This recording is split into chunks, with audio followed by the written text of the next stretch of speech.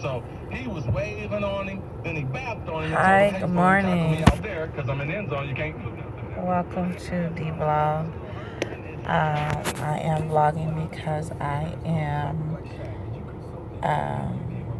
day one of my pre-op diet. I went and had an appointment, my first appointment with True Results here in Houston, Texas. Even though I knew I had a written exclusion in my Aetna policy, medical insurance policy, I just went.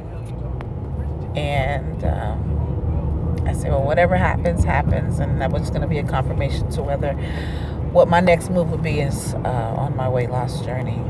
So I went in with the pursuit of learning more and pursuing the vertical gastric sleeve procedure. Things were pretty quick. I had a late appointment, so I think I was like the last person they saw of the day. And please excuse me if I'm not looking directly at the camera. I am driving to work, so I'm trying to make this a quick video. But anyhow, I went into the appointment yesterday, and everything was really it went pretty fast. I didn't wait long at all in the waiting room to be called back from my appointment. And when I got back there, I anticipated to see the doctor. However, I did not. They did go about the procedure of weighing me and getting neck circumference, waist circumference. And I don't think we did vital signs. No, we didn't do vital signs. But anyhow, my weight yesterday, and I am so embarrassed to say this, but I need to, as part of my healing, is 395 pounds. Today's date is December 9th, 2015. It's the day after my 9-year-old's birthday. She turned 9 on December 8th yesterday. About 3 years ago, I pursued the gastric Roux-en-Y procedure through Aetna. And at that time, I was also employed by Aetna in Sugar Land, Texas, as an OB case manager. And I was approved. I was with Dr. Ricardo Bonner, and I got approved. And I had to go to the pre-op phase where they put you on the diet for 2 weeks. They wanted me to lose weight prior to me having the surgery. So it put me on the weight loss diet that they give you, the pre-op diet. And I wound up losing. We had to reschedule the date a few times. So I went a few months doing this pre-op diet. And then I eventually incorporated light meals and lost 75 pounds by the actual surgical date. The day, I think they called me 2 or 3 days prior. His staff called me 2 or 3 days prior to my actual surgical date. And mind you, by that time I had dropped 75 pounds and I felt, really well, and my spirits were high enough to believe that I could do it on my own. So I was, on the fence about even having the surgery anymore anyway at that time.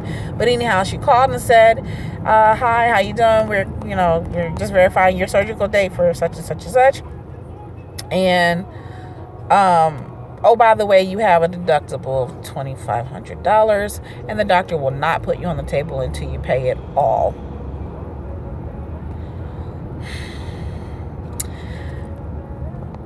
It crushed me, and I immediately became infuriated. And I didn't mean to, but I did lash out. And I didn't yell or curse or anything like that, but I just let her know blatantly that that's not the way that you do things. If you knew I had a deductible or figured that there may be some type of problem, how about we just reschedule the date? I had no problem with that, but it was just kind of like they were done. The conversation and her demeanor on the phone led me to believe that they were just done with me. Either you pay this money or you just forget it. So I just, my defense was, what? Forget the surgery. I don't want it. I don't need it. And she was like, oh, well, you're going to want it. later on down the line, you'll be back, blah, blah, blah. You know, she was pretty much, in return, nasty. And I blatantly just like, no, I don't care to have it. So I didn't have it at that time. I refused it. And later on down the line, I wound up losing an additional 100 pounds. So I lost a total of 175 pounds. I'll try to, if I can figure this thing out, I'll probably try to put some pictures up to show my weight loss at that time. And then at the same time, I had health issues that were that I wasn't aware of. I was a hypertensive, meaning I had high blood pressure that I was being medically treated for, and I was taking medication for that. However, I developed a thyroid issue during that time, or I already had the thyroid issue that I was being treated for, but then the doctor had taken me off medication because it wasn't working. So I was not being medically treated any longer for that, and henceforth just went on with that, without being treated, and that medical condition had worsened. So I lost 175 pounds. I felt good, but at the same time, I started having heart palpitations, and I had the shakes. Like, I would extend my arms and hands out in front of me, and you could see my hands like literally shaking. I had the bulging eyeballs, which all came up to be a condition called Graves' disease. At that time, I was down to, I think, 230 pounds from 415 pounds. So I lost a significant amount of weight, which is also a side effect to that, to hyperthyroidism. Prior to me losing the substantial amount of weight, I had some conditions. I was diagnosed with postpartum thyroiditis because I had a loss in 2009 that kicked all that off. And I was sweating profusely, hard to catch my breath. My heart was doing all kind of crazy stuff. But then the weight started coming off, and I started feeling better. But I still had those underlying symptoms of Graves' disease. At that point, in 2012, after I had lost the 175 pounds, I had taken a nursing travel assignment to California. And while out there, the heart palpitations, they became worse, to the point where I was awakened by chest pain in between my shoulder blades and my back. And I'm by myself. I'm in this hotel room by myself. It's late night.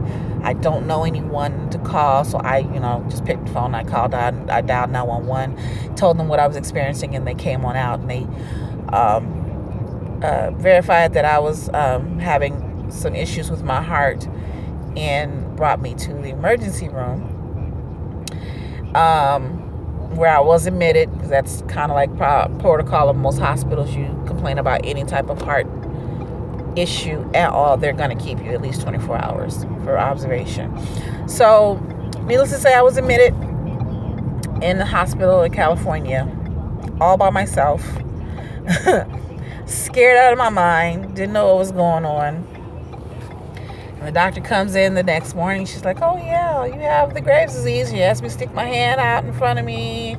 Yeah, you have the shakiness and everything. And she's like, and then the doctor told me also too, after listening up during the exam, she says, "You have a heart murmur, right?" Like, thanks, I needed to hear that. "So we're going to put you on this medication called PTU." Don't give me the line about the name of the full name, but I'll try to post the name of it too as well. But PTU is one of the many forms of medication they can give you for hyperthyroidism.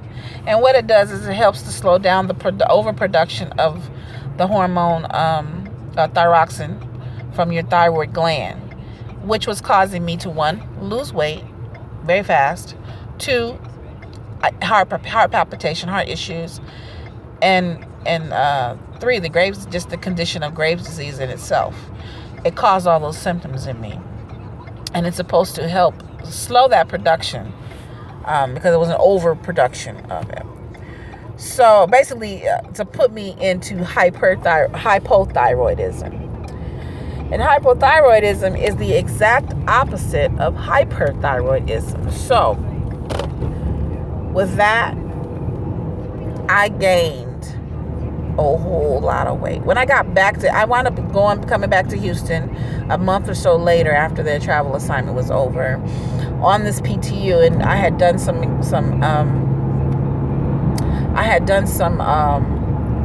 research on the medication, and I found out that it can hurt your liver. So I'm like, whoa, I don't want to be on this medication. It scared me. And so when I got back, I hurried up, got in and see my PCP, and I was like, look, take me off of this. I don't want to be on this. So she referred me out to an endocrinologist who changed my medicine from PTU to methimazole, which is another medication that we use for hyperthyroidism. So methimazole what it does is it has the same properties as PTU. However, it's less damaging to the liver. And it has some other nasty side effects. I was informed that the medication would cause my appetite to increase, and whoa, did it. Here I am, fast forwarding to now, 2015. Here I am, have gained all the weight that I lost back, plus an additional.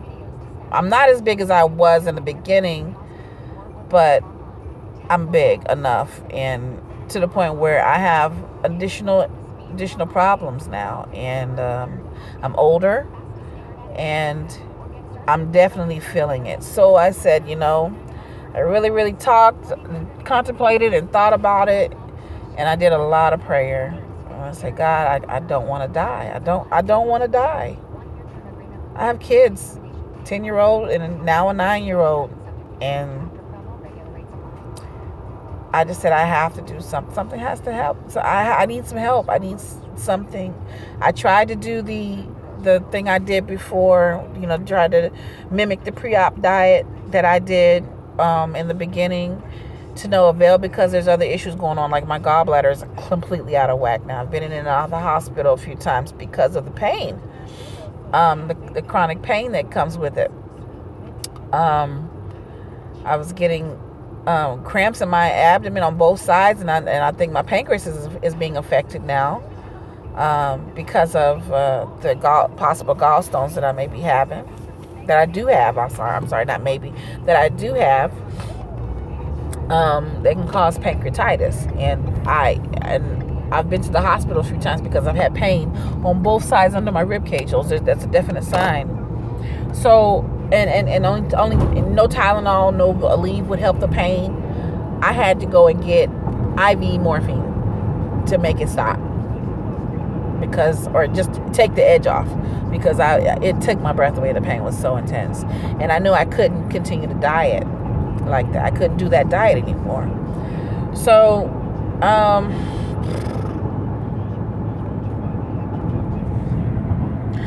I'm now here, plumped back up, 395 pounds. I wanted to cry, but I said, no, crying's not gonna fix it. Just do what you need to do to fix it. And again, I was in this office yesterday, and I was like, well, here I go. I'm about to put my purse in hand and get out of here after she gives me the bad news. And so the insurance coordinator comes in, and really nice woman. She comes in and she's talking, and she says, oh yeah, well, you do have a written exclusion. Yeah, I knew that. But then she says, but. So my eyes kind of open a little wide, like, what do you mean, but? Well, our program says that, there's a way around that. And I was like, really? She said that we can find a loophole. And she said, by the way, do you have, heartburn? I said, oh, all the time. You saying the word, I think I might catch a case right now. And she, so we laughed about that. And then she says,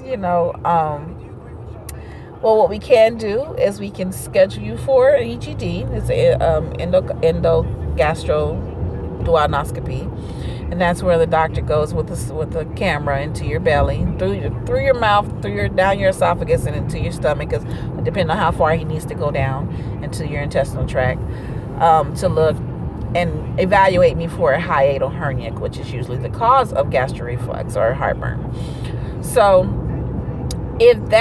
with that being said, once they confirm or diagnose me with hiatal hernia, the insurance will pay for hiatal hernia repair. She said once they're in there to do that, they'll just go ahead and do the sleeve. And so then we talked about pricing. The surgery itself is $13,000. The vertical sleeve surgery is $13,000. Estimate. That's an estimate. Versus hiatal hernia surgery, which is only $3,900. That's what she told me. So what they planned to do was go in, do the hiatal hernia surgery, repair surgery. At the same time, go ahead and snip and do the vertical gastric sleeve procedure, and my price would be $3,900 because I'm not going through insurance for that. Insurance will be paying for what they're supposed to pay for, but the other is, they're going to give me the discounted price for $3,900, and I was like, well, let's put that on a scale and weigh that. You know what I'm saying? Versus $1,300 plus hiatal hernia repair. Who wouldn't take that deal? May sound far-fetched to some, but I thought, hey, that's the way, because I had a will. So here I am. Pre-op day number 1, I'm going to be using, they gave me some select Premier protein shakes that I'm going to be trying. It looks backwards, but that's Premier Protein. They have 3 different flavors: strawberry, vanilla, and chocolate. I'll be trying the vanilla today, and